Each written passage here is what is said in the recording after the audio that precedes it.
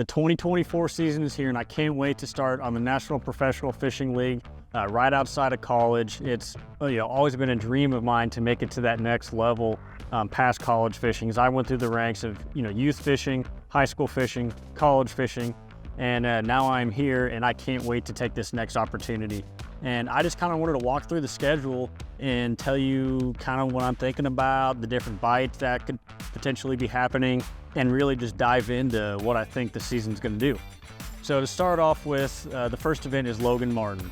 And I actually went down there and pre-practiced about a week ago for 3.5-ish days.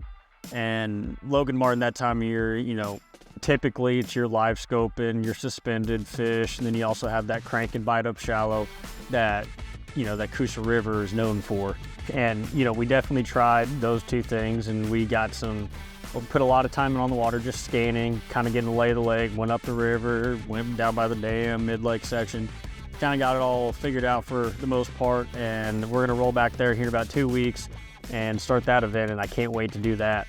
The second event of the year is Heartwell, and that is one that I'm really looking forward to because I've been there 4 or 5 times through the college, and 3 out of those times have been in that May/early summer time frame. Some of the bites there are incredible. We'll probably see tail end of a herring spawn, probably a little bit of a shad spawn. A lot of those fish are going to be cruising, and that is one event that I can't wait for.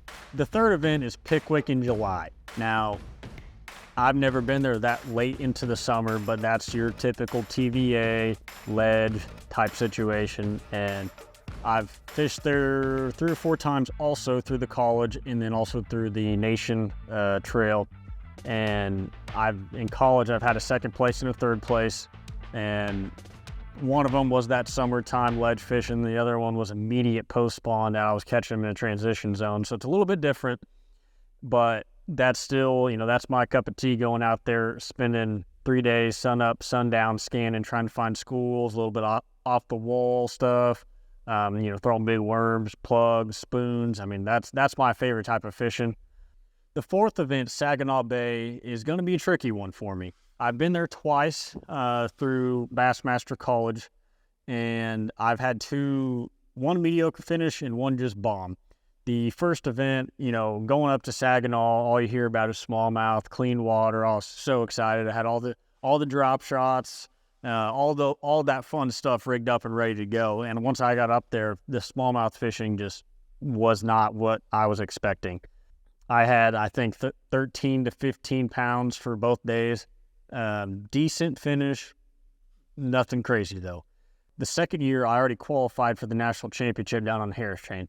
So I told myself I was going to go smallmouth fishing rather than I was going to catch them or not. And I was so focused on, rock piles, boulders, sandbars, pea gravel, all the different things that smallmouth hold on, and that I completely, almost missed the bedding fish. And I ended up bombing that tournament pretty bad. I did learn a bunch. When I pulled up to my first rock pile, I was fishing basically at the mouth of a bay. And Dylan and I were standing on the front deck going at it, and we were really boat numbered. All of a sudden, these boats just right past us into the back of this bay where there was individual boulders that these guys were scoping and obviously just bed fishing off of them. And once I saw that happen, it was crazy. They went through, picked off dang near almost all those fish, picked up and left to the next one. So it's going to be interesting going back there in August how those fish are going to set up and relate compared to the both times that I've been there, which has been, around the spawn or immediately post-spawn. The 5th event is also kind of a wild card for me. I haven't been there, and this is the St. Johns River down in Florida. That is another region of the United States that I have had some success in Florida, a couple mediocre and a couple bombs. I know Kissimmee Chain, I got caught up in locks before. Harris Chain, I got caught up in a lock going down to Apopka. I mean, locks are my worst friend. I know that, but I know now. But I think I can really dial it in because it's a lot smaller of an area. Just by doing map study and looking at the contours and the lakes that are around in the canals, I think it's going to be a lot easier to break down versus a Kissimmee Chain that just has, miles and miles and miles and miles of just grass on the bank. But the last event of the season is one I'm really looking forward to. That's the one that I've got starred down on the calendar. Lake of the Ozarks at the end of October. And we've had college tournaments every fall for all 4 years I was in school. I fished there in the fall in high school, and I've had quite a bit of success there. And I'm really looking forward to getting there and seeing how that bite is, because this year that bite was really pushed back. We had a long summer and a long fall, so that the water temps never really got down. I think they were just stuck in that really, really late summer pattern for a long time. So that's one I'm really looking forward to, going out of PB2 and weighing in at Pahitsi. One really cool thing I'm going to do this year is have a videographer travel with me. And a lot of the guys are kind of doing the same thing and doing the cool tournament shots, the hook sets, pulling fish out of the bag, the cool factor.